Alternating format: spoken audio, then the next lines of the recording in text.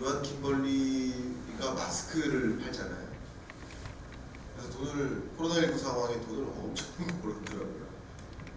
그래서 1년 만에 또 강연을 갔는데, 그게 지지난주입니다. 갔는데 사옥을 옮겼더라고요. 그 사옥이 우리나라에서 임차료 제일 비싼 곳입니다. 어딜까요?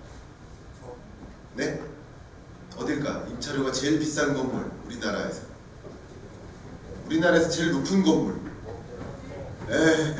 맞죠. 그 롯데 월드타워 29층으로 옮겼길래 거기서 한참 내려다 보이는 게 잠실 아파트인 거예요. 많은 분들이, 특히 서울에서는 잠실 아파트 옛날에 그거 1억 원도 안 됐었어. 지금 20억이 넘고 30억이잖아 하면서 잠실 아파트 올랐다는 얘기를 많이 해요, 실제. 근데 한번 생각해 봐 주십시오. 여러분, 잠실 아파트 말고 안 오른 건 또 뭐가 있는지. 안 오른 거 있습니까? 한번 생각해 봐 주세요. 1980년대 짜장면이 혹시 얼마였습니까? 짜장면 얼마인지 기억하십니까? 300원이었어요. 지금 짜장면 얼마입니까? 7천.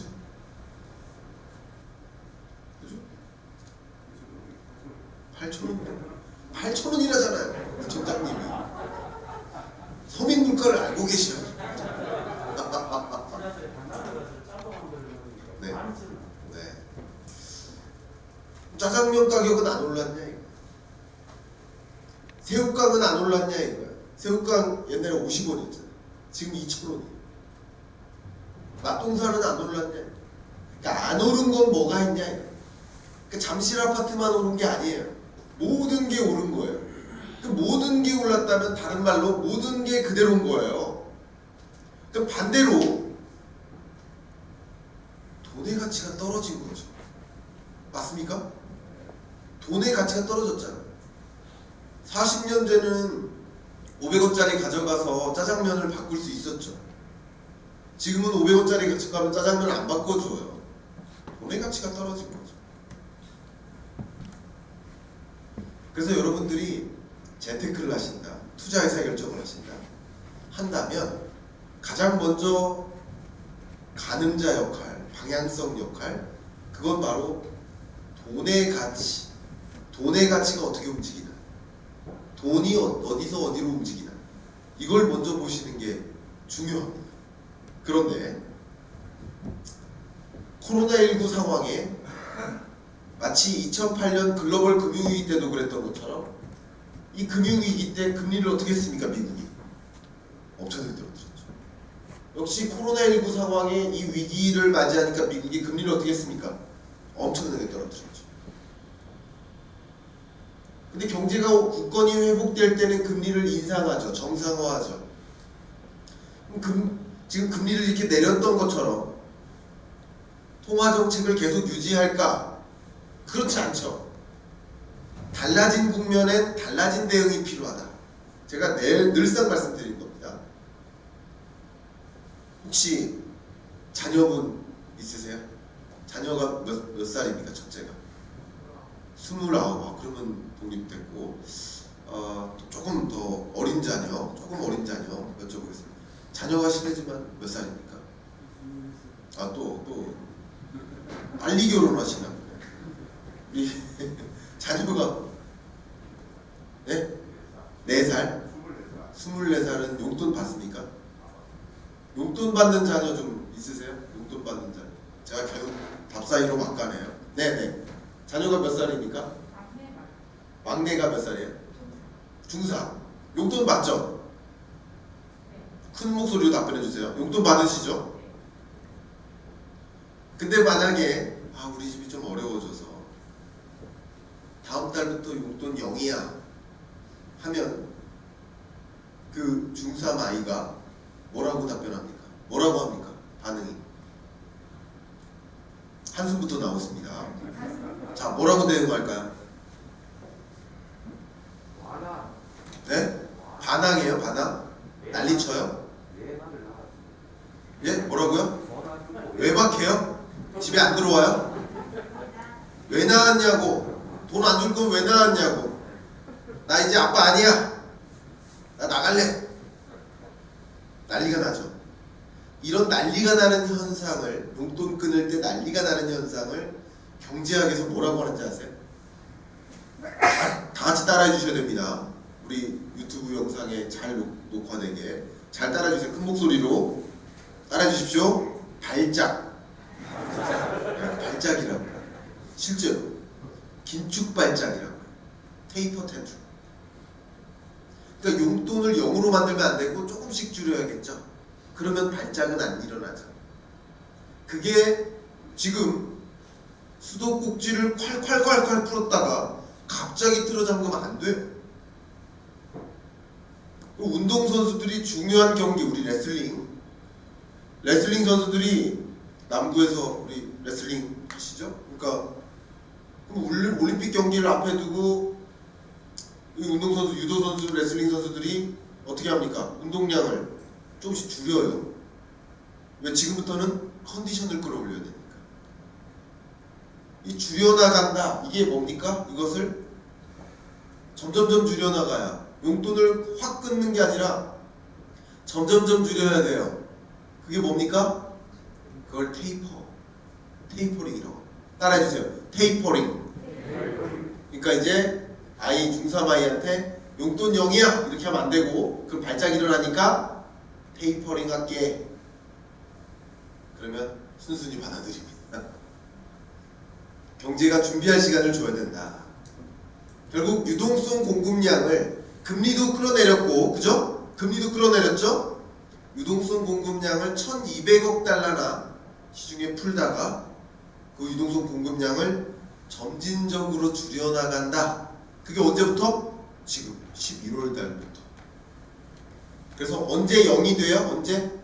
22년 6월 달이면 0이 돼요. 22년 6월 달. 그럼 그때쯤에는 기준금리 인상을 적극적으로 논의하기 시작합니다. 미국에서. 우리나라는 이미 8월 달에 인상했고, 또 11월 달, 11월 25일 날 또 한 차례 인상할 겁니다. 그러니까 여러분이 그동안 만났던 이 0.5%라는 기준금리요. 이 기준금리는 홍익인간 이래로, 여러분 역사 이래로 처음 경험하는 그런 낮은 금리였던 거예요.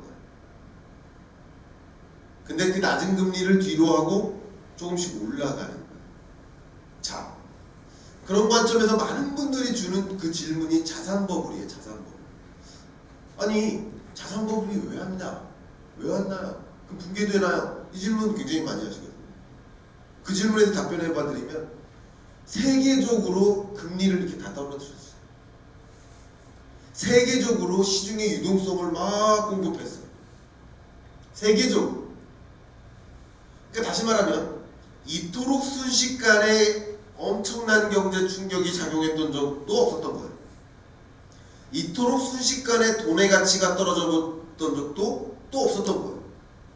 또 이토록 순식간에 자산 가치가 급속도로 올라갔던 적도 또 없었던 거죠. 이해가시죠? 돈의 가치가 이토록 순식간에 떨어진 적이 없었던 거예요. 역시 자산 가치가 이토록 순식간에 올라갔던 적도 없었던 거예요. 세상 처음 있는 일이죠. 가장 가파른 속도로 세계가, 우리나라만이 아니라 세계가 주택 가격이 폭등한 겁니다. 그럼 이제 금리 정상화 속도에 달려있다, 이런 말씀을 드리고 싶어요. 이제 금리를 인상하잖아. 이 속도가 너무 가파르면 부동산 가치가 폭락하게 됩니다. 그러니까 폭락하는 일까지는 아니고 어느 정도 안정화하기 위해서 금리를 인상하긴 하는데, 우리나라는 인상 속도를 어떻게 합니까? 천천히. 이걸 가파르게 진전시키면 발작이 일어나는 거죠. 긴축 발작. 그런 변화 속에 우리가 처해 있다. 그런 과정에 여러분들께 제가 오늘 나중에 돌아가셔서 책을 꼭 열어보시면 이 그림이 있습니다. 그림을 설명드려 볼게요. 우리나라 전체 가구가 한 2천만 가구 돼요. 그 중에 약 반 정도가 자가점유 가구예요. 자가. 52%. 나머지는 자가가 아닌 거예요. 혹시 괜찮으시다면 저랑 인터뷰해 주실 분 있으세요? 인터뷰해 주실 분. 제가 드릴 건 없고 책 위에 간단한 사인이라도 하나 선물 드리고 가겠습니다. 인터뷰 좀 해주실 분. 간단해요. 그럼 지정하겠습니다. 제가 시간을 오래 끌 수가 없어서. 선생님 가장 인상이 좋아 보이셔서 박수 한번 부탁드려요. 나를 그냥 세입자다라고 가정하시죠. 잠깐 괜찮으시죠? 우리나라 전체 가구의 반 정도가 세입자니까 세입자다라고 가정하고 인터뷰를 부탁드립니다. 녹화도 고려해서 조금 큰 목소리로 답변을 부탁드립니다. 괜찮으시죠? 자, 세입자입니다. 월급쟁이 세입자 맞죠? 표본이 표본. 월급쟁이 세입자로서 코로나19 충격 이후 정말 열심히 달려왔어요. 그리고 아껴 썼어요. 모은 걸 보니까 1년 반이 넘게 한 5천만 원을 모은 겁니다. 자, 그동안 집값은 18% 뛰었어요. 그러면 저희 동네 이 서울 강남구의 아파트가 대략 한 2, 30억 되는데 그럼 30억짜리 아파트가 15% 오르면 얼마죠? 한 3, 4억 오른 거예요. 그죠? 4억 올랐어요. 그러면 세입자 여러분, 세입자 협회 회장님이세요. 세입자 회장님. 나는 5천만 원 모아서 5천만 원만큼 부자 된 줄 알았는데 5천만 원만큼 부자 된 겁니까? 아니면 3억 5천만 원만큼 오히려 가난해진 겁니까? 가난해진. 이걸 뭐라고 합니까 요즘? 상대적 박탈감. 따라해주세요. 상대적 박탈감. 그게 지금의 경제를 표현해주는 키워드 중에 하나. 그런 모습을 저는 책에 뭐라고 표현했냐면 K자형 회복이다. 총량적으로 평균적으로 회복은 되는데 자산을 보유하지 못한 자는 정말 성실히 일하고 열심히 일하고 더 열심히 달려가지만 계단을 내려갈 뿐이지. 근데 자산가는 내 집을 갖고 있는 자는 뒷짐지고 서 있지만 에스컬레이터 타고 올라가는 모습. K자형 회복이죠. 실제 소득의 증가 속도보다 자산 가치의 증가 속도가 더 빠르기 때문에 이제 너 성실히 열심히 공부해, 성실히 살아, 그래야 부자 돼 라는 말은 표준이 아니에요. 옛날 말이에요. 옛날에 통했어요. 대부분의 근로자들은 성실히 열심히 일하는 것만으로는 부자 되기 어려워요. 소득의 증가 속도보다 자산 가치의 증가 속도가 빠르기 때문에. 그래서 질문 한번 들어볼까요? 국장님 혹시 설거지 하실 줄 아십니까? 하시죠? 안 해요? 잘하시죠? 운전하세요? 운전도 하세요. 그리고 이 컴퓨터 타이핑 잘하세요? 그거 못하세요? 그거 안 해도 됩니다. 높으신 분이니까. 자, 인생을 살아가기 위해서 구청을 위해서 열심히 살기도 하셔야 되고 열심히 고민하셔야 되고 또 설거지도 해야 되고 운전도 할 줄 알아야 돼요. 맞죠? 과거에 우리에게 요구되는 역량이 이런 거였어요. 그죠? 인생을 잘 살아가려면 설거지 못하면 남편이 쫓겨나요. 웃어주셔야 되는데 아무도 안 웃어주시네요. 웃어주세요. 근데 한 가지 역량이 더 요구되는 거죠. 한 가지 역량이 뭐예요? 재테크 역량. 재테크 역량도 당연히 가지고 가야 돼요. 재테크 역량. 근데 이 재테크란 앞으로 경제가 어떻게 될지 들여다보면서 어떤 자산의 가치가 높게 형성될까를 찾고, 특히 거스를 수 없는 변화가 뭘까? 그 거스를 수 없는 변화 속에 어떤 유망한 산업이 등장할까? 그 유망한 산업의 리딩 기업이 누굴까? 그 리딩 기업의 주식을 보유하자. 그게 주식 투자예요. 동업자야, 동업자. 가치 주인이에요. 주주가 되는 거예요. 동업자. 동업자를 고르는 일이에요. 다 같이 따라해 주시죠. 경제를 모르고 투자하는 일은 눈을 감고 운전하는 것과 같다.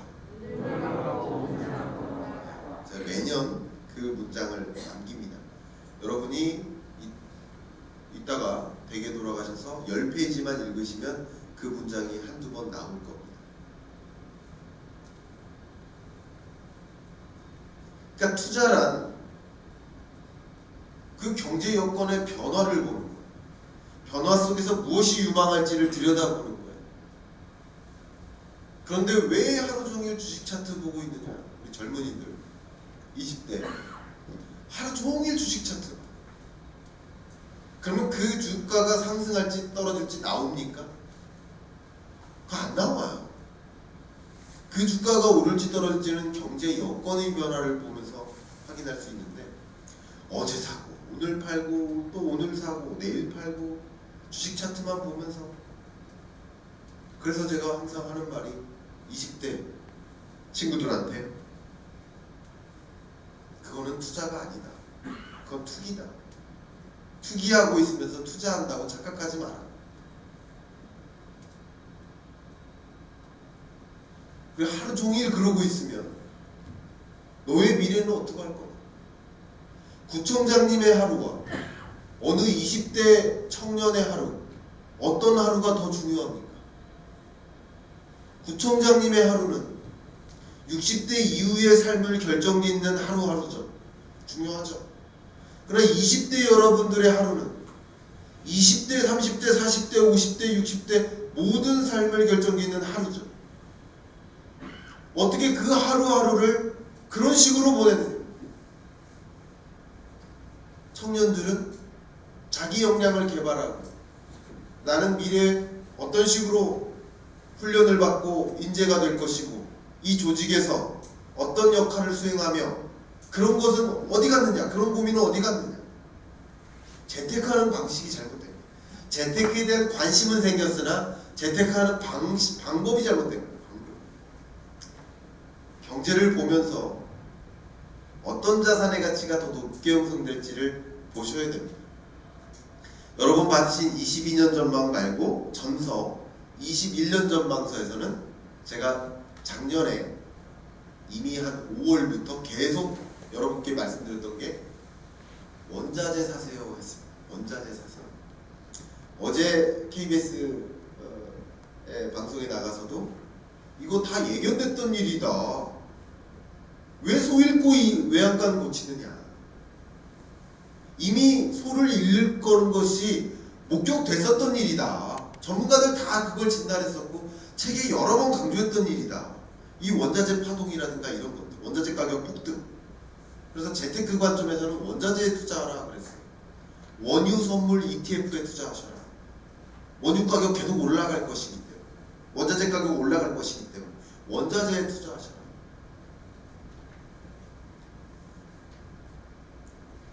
근데 왜 이제서 대응을 하냐는 거죠.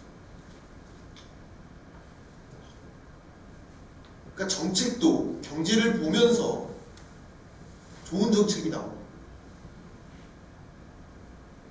경영은 하물며 재테크도 하물며 우리는 다 경제 주체죠. 가계, 기업, 정부. 특히 여러분들은 가계이자 정부죠.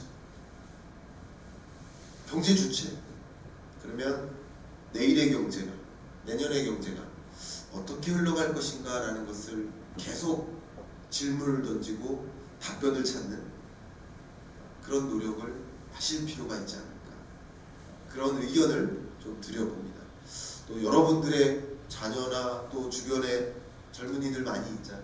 그래서 그런 식으로 재테크하는 게 아니다. 재테크에 대한 관심은 필요해요. 설거지 할 줄 알아야 되듯이 재테크도 할 줄 알아야 돼요. 그러나 방법이 좀 성숙되지 못했다라는 것을 올바른 방향성을 안내해 주실 수 있는 또 그런 좋은 자가 되셨으면 좋겠습니다.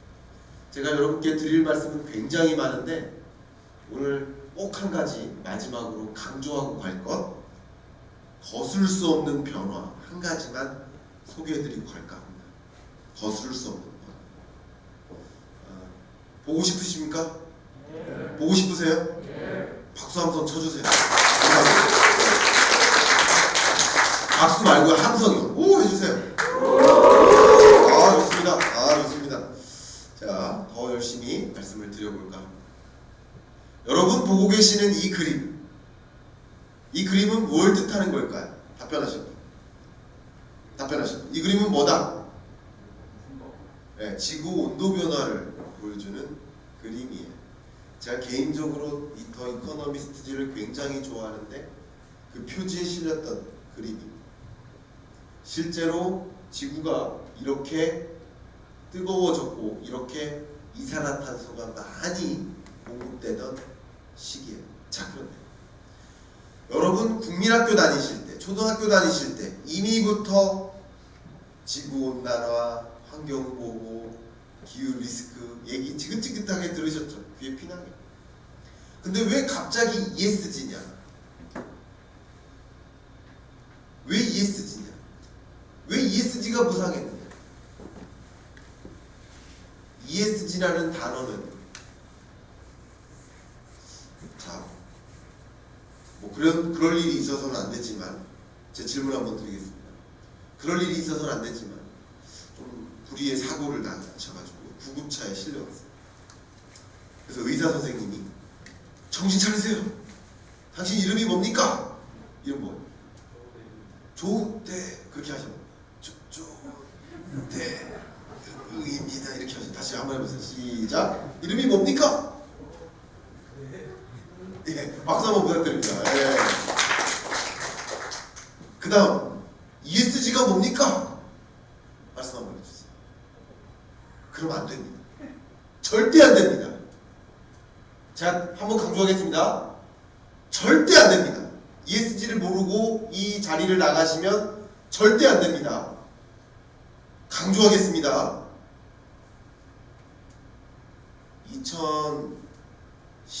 2015년부터 약 5년 동안 산업의 핵심적인 키워드가 4차 산업혁명, 21년부터 산업의 지배적인 키워드가 될 그 키워드가 바로 ESG. 따라해주세요. ESG. 기업은 저마다의 영역에서 기업 경영 전략 1호 ESG를 외치고 있는데 정부가, 지자체가 ESG를 모른다? 반성하셔야 돼요. 죄송합니다만 반성해 주시길 부탁드리겠습니다. 그렇게 부탁드리겠습니다. 긴장하셔야 됩니다. 지금 HOT가 뭡니까?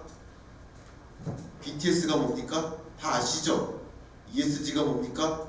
반드시 아셔야 돼요. 반드시. 지금부터 말씀드릴 거예요. 이 기후변화 대응에 대한 관심이 집중된 이유 중에 하나는 또 코로나19가 계기가 됐어요. 코로나19 하면 뭐예요? 첫 번째, 경제 충격이죠. 경제 충격이 있을 때마다 실제 이산화탄소가 저감되는 거예요. 글로벌 금융위기 때도 저감됐고, 이렇게 저감되는 거 보니까 국제사회가 가능성을 본 거예요.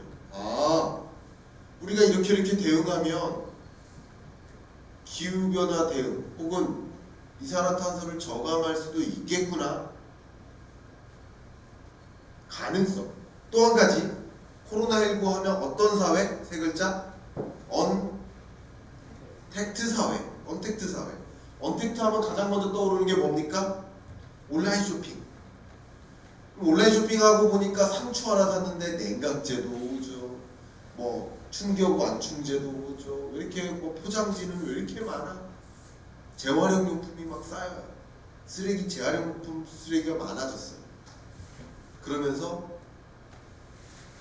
적극적으로 기후변화 대응의 필요성을 인식한 거예요. 필요성, 가능성과 필요성. 그래서 ESG라는 단어가 부상합니다. 절대 이 자리를 나가실 때 이거를 잊고 나가시면 안 됩니다. 한번 따라해 주세요. environment 따라해 주세요. environment 환경이에요. 환경. 다음 social 네, 사회공헌 사회문제 해결. 마지막 governance 네, 윤리경영 governance ESG. 이게 우리나라 상위 3,000대 기업의 공통된 경영전략 1호입니다. 당연히 공무원들은 면밀히 알고 있어야죠. 적어도 이 정도는 아셔야 됩니다. ESG 강조하겠습니다. 강조하느라고 말씀 이렇게 드립니다. 과거의 기업의 목적이 뭐였습니까? 기업의 목적? 이윤축, 이윤극대화, 재무적 목적이었어요. 근데 이윤축을 진행하려면, 이윤을 극대화하려면 환경 문제를 고려해야 돼요? 안 해야 돼요? 안 해야 되죠. 그러니까 이게 상충되는 주제예요. 이윤 극대화와 상충되는 주제예요. 근데 ESG적인 노력을 안 했더니 소비자가 외면해요. 국제사회가 외면해요. 국제사회가 그를 규탄해요. 그런 제품 수입을 안 받아요. 탄소세를 부과해요. 탄소 국경세를 부과해요. 배출가스 기준을 강화해요. 이런 차는 여기서 못 통용돼요. 이렇게 움직이다 보니까 기업들이 친환경적으로 사회 문제 해결에 적극적으로 가담함으로써 그렇게 움직이지 않으면 오히려 소비자가 외면하는 시대, 이윤극대화도 어려워지는 시대, 그런 시대인 거예요. 그래서 ESG적인 노력을 하는 것 그 자체가 역시 이윤극대화를 위한 일이 되는 겁니다. 재무적 목표뿐만 아니라 이런 비재무적 목표를 우선시하는 새로운 경영 패러다임이 등장한 겁니다. 실제 여러분들은 이런 시나리오가 왜 왔는지를 이해하실 필요가 있는데, 단순히 코로나19가 계기가 돼서 그랬느냐? 또 그건 아니에요. 코로나19 없었을지라도 ESG 시대는 왔을 것 같아요. 왜? 파리 기후협약 때문에. 파리 기후협약 몇 년에 체결됐죠? 몇 년? 2015년 파리에서 몇 개 국가가 모였죠? 195개 국가가 모였어요. 다 모인 거예요. 옷 안 입고 다니는 나라 몇 개 빼고는 다 모인 거예요. 이 나라들이 모여서 약속을 했죠. 뭐라고 약속합니까? 이산화탄소 저감하기. 그래서 뭐라고 약속했냐면, 이게 중요한 겁니다. 그 약속의 내용을 보면 각 국가마다 이산화탄소를 어떻게 저감해 나갈지 이행 계획안을 써서 제출하기로 약속했던 거예요. 어디다? 유엔에. 언제까지? 2020년 12월까지. 그래서 우리나라 탄소 중립 선언이 12월에 있었던 거예요. 우리나라가 좀 늦은 편이에요. 그러면 21년부터 뭐 하기로 약속한 거죠? 21년 1월 1일부터는 그 보고서 이행 계획안대로 뭐 한다? 이행하기로 약속했던 거예요. 다시 말하면 2020년까지는 탄소 중립에 대한 구상이었고 21년부터는 실행이에요. 전혀 다른 시대예요. 그러니까 ESG가 부상할 수밖에 없는 거죠. 거기다가 IPCC라는 국제관여위치에서 이런 보고서를 냈는데요. 야, 저 보고서 읽어보는데 700페이지나 725페이지나 그 보고서에서 핵심이 되는 내용 한 가지만 말씀드리면, 보세요. 지구가 원래 차가워지고 있었어요. 근데 1850년대 이후 지구가 급격히 뜨거워졌죠. 이 구간을 늘리면 이렇게 되죠. 그러니까 미국의 산업화, 중국의 산업화가 맞물리면서 이산화탄소가 엄청나게 배출이 된 거고 경고를 합니다. 이제 지구가 1.5도씨만 더 상승하면 다시는 돌아올 수 없는 강을 건너야 된다.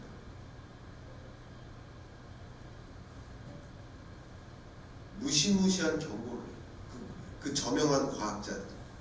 그게 사실인 것 같아요. 그러다 보니까 기업들이 대응할 수밖에 없어요? 있어요? 대응할 수밖에 없어요. 그러니까 많은 자동차 기업들이 뭐라고 선언합니까? 우리 전기차만 생산할게요. 2025년부터는 100% 전기차만 생산할게요. 또 여러 기업들이 대응하는데 포스코하고 현대제철은 다른 건 몰라도 우리는 경쟁사니까 경쟁하지만 다른 건 몰라도 탄소 중립만큼은 상생할게요. 어떻게? 광양에서 물건을 싣고 포스코가 이렇게 이동하는데 여기서 다시 돌아올 때는 비어있는 배로 오겠죠. 돌아올 때는 현대제철 물건을 싣고 옵니다. 약 3천여 톤의 탄소를 저감하는 효과. 이것은 마치 소나무 54만 그루를 심는 효과. 삼성전자에서 반도체 폐수가 나옵니다. 폐수가 버려지면 엄청난 환경오염이 야기되죠. 그런데 현대제철은 그 폐수를 활용해서 이 침전물을 활용해서 샘물 속 불순물을 제거하는 모델을 봅니다. 또 포스코와 현대제철은요 조개 껍데기를 활용합니다. 그전에는 석회석을 이용했는데 이런 부분에 대한 공동 연구에 착수합니다. 이런 것들이 다 ESG 행보예요. 울산 남구에 있는 여러 기업들이 적어도 ESG만큼은 공동으로 협력해 나갈 수 있도록 방향을 이끌어 나가는 거. 그런 거는 또 남구가 할 수 있는 일이라고 할 수 있는 거죠. 그런 부분에 있어서 친환경적인 접근, ESG적인 접근, ESG를 오히려 리드해야 됩니다. ESG적으로 기업들은 엄청나게 고민하고 첫 끼까지 달려가고 있는데 우리는 그거 이러면 안 돼요. 오히려 남구청이 더 앞서가가지고 기업들아 지금 뭐하고 있느냐, ESG가 저기까지 가고 있는데 일로 따라와, 이렇게 해야 되죠. 지금 그래요. 두산중공업은요 폐플라스틱을 넣으면 이 수소를 생성하는 수소 산업에 진출했어요. 제가 이런 말씀 다 드리고 있는 듯이 ESG적으로 노력하면 그게 비용으로 늘어나는 게 아니라 오히려 이윤국대화에 도움이 되겠구나, 이런 생각을 해볼 수 있죠. 비즈니스 기회가 되겠구나.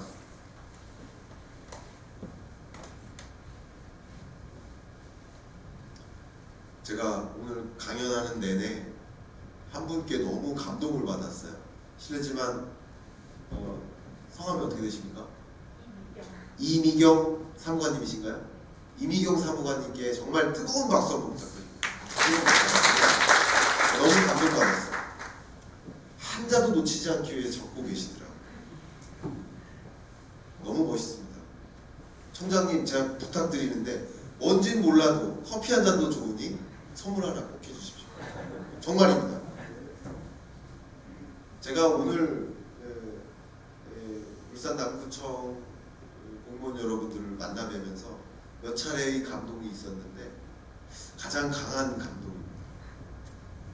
이런 분이 계시니까 우리 사회가 살만한 거예요. 그렇죠?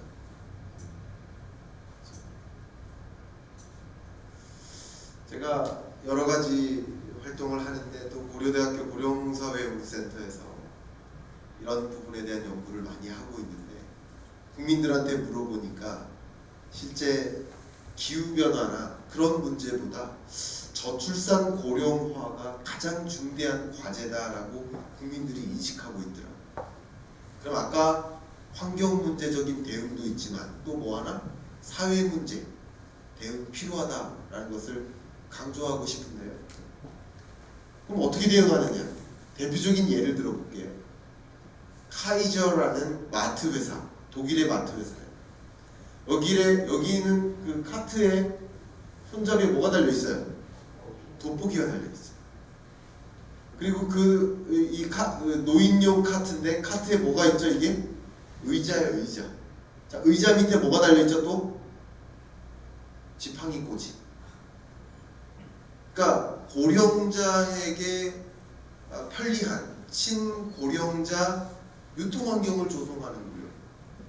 이런 게 ESG적인 대응이에요. 구청이 그렇게 할 수도 있고 구에 있는 많은 서비스 기업, 대면 서비스 기업들이 이런 뭔가의 고령사회 극복을 위한, 고령사회에 걸맞는 대응을 위한 접근을 시도할 수 있도록 안내해 주는 것도 필요합니다. 여기 인터넷되죠? 제가 영상 하나를 꼭 시청해 드리고 싶은데 영상을 같이 보시죠. 인터넷은 연결이 안 되겠군요. 넘어가겠습니다. 안전 문제도 굉장히 중요하거든요. 네. 인터넷 됩니까? 안 되는 걸로. 네. 그냥 가겠습니다. 안전 문제도 굉장히 중요한데 안전 문제를 좌시하면 안 됩니다. 좌시했다가는 쿠팡처럼 불매운동이 일어나요. 소비자가 그냥 놔두지 않아요.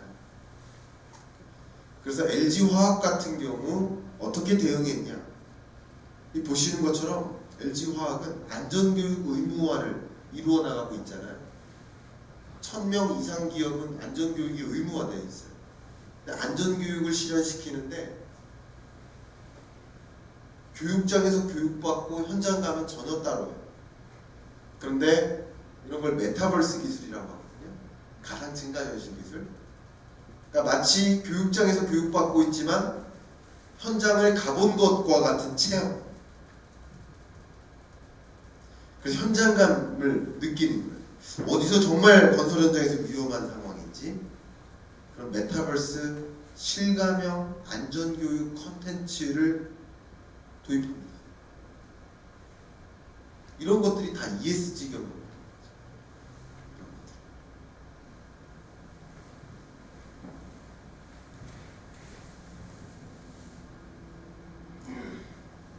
정말 거대한 변화가 나타나고 있다. 이제 마무리 말씀 한 5분 정도 드리고 마무리할까 합니다. 드릴 말씀은 굉장히 많은데 일부만 여러분께 전해드립니다. 마무리 이야기 한 5분 10분 잘해달라고 한번 박수 한번 함성도 함께 감사합니다. 네, 감사합니다. 시작해보겠습니다. 혹시 국장님 20년 전에 운전하셨습니까? 그때 자동차 속에 가지고 다녔던 물건이 뭡니까? 지도책. 지금도 지도책 갖고 다니세요? 지금은 무엇에 의존해서 길을 안내받으세요? 내비. 이게 바로 디지털 전환, 디지털 트랜스포메이션. 다 같이 따라해 주십시오. 디지털 트랜스포메이션. 기업의 경영 전략 1, 2호가 ESG와 디지털 트랜스포메이션 두 가지. 질문 한번 드려보겠습니다. 혹시 정보 탐색을 하시는데 신문을 뒤적이십니까? 포털에 검색을 하십니까? 포털 검색하시죠. 역시 이게 디지털 대전환, 디지털 트랜스포메이션. 우리는 이미 디지털 경제에 살고 있다. 아날로그 경제에서 디지털 경제로 건너간 삶을 살고 있다 라는 거죠. 많은 사람들이 코로나19 이후로 언택트 시대가 왔다. 실제 온라인 쇼핑 거래액이 코로나19 이후 20%씩 늘고 있어요. 맞아요. 그런데 코로나19와 상관없이 2019년에도 온라인 쇼핑은 계속 20%씩 늘고 있었어요. 코로나19로 대면 서비스의 충격, 오프라인 쇼핑의 충격, 맞아요. 오프라인 쇼핑 거래액이 코로나19 이후 계속 많이 났습니다. 그런데 코로나19와 상관없이 2019년에도 원래부터 오프라인 쇼핑 거래액은 줄어들고 있었어요. 저는 언택트라는 표현을 2013년부터 써왔습니다. 비대면화되고 있는 거죠. 디지털 트랜스포메이션 되고 있는 거죠. 이런 거대한 트렌드, 디지털 트랜스포메이션이라는 거대한 트렌드는 코로나19조차 방향을 바꾸지 못했다. 속도만 가속화시켰을 뿐이다. 그렇기 때문에 우리는 트렌드를 봐야 돼요. 그렇기 때문에 우리는 변화를 들여다봐야 돼요. 코로나19조차 트렌드를 바꾸지 못했다. 사실 이런 트렌드를 먼저 고민하고 그 트렌드에 맞게 대응해 나갔던 기업들은 기회를 봤던 것이고, 그래 그렇게 가세요, 나는 지도책 들고 다니겠습니다 하는 식으로 행동했던 기업들은 쫓다 망한 거죠. 트렌드는 거스를 수 없는 변화고 그 변화를 반드시 이해하셔야 되겠다라는 말씀을 드리고요. 이제 마무리 말씀을 드려볼까 합니다.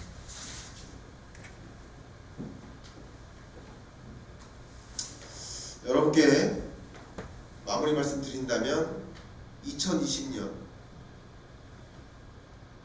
여러분 인생에 처음 경험하시는 마이너스 3.1%의 세계 경제 충격이 있었고, 그리고 21년, 22년 뚜렷한 회복이 진전되는 해. 한국 경제는 어떨까요?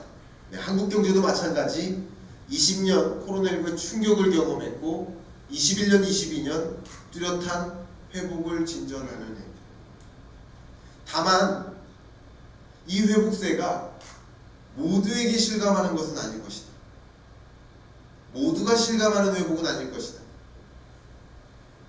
이 변화를 들여다보고 어떻게 대응할지를 고민하고 변화된 환경에 걸맞는 대응을 하는 그런 경제 주체만이 이 뚜렷한 회복을 체감할 것이다. 헤라클레이투스가 이런 말씀을 하십니다. 변화를 제외하면 그 나머지 모든 것들은 변화한다. 변화하지 않는 건 변화뿐이다 라는 얘기죠. 심지어 우리가 한 번 가본 강물을 다시 가볼 수는 없다. 왜냐하면 그 강물에 다시 가보는 동안 그 강물은 이미 흘러가 있기 때문이다. 설사 기적이 발생해서 강물이 멈춰 있을지라도 그 강물에 다시 가보는 동안 내가 변해 있다.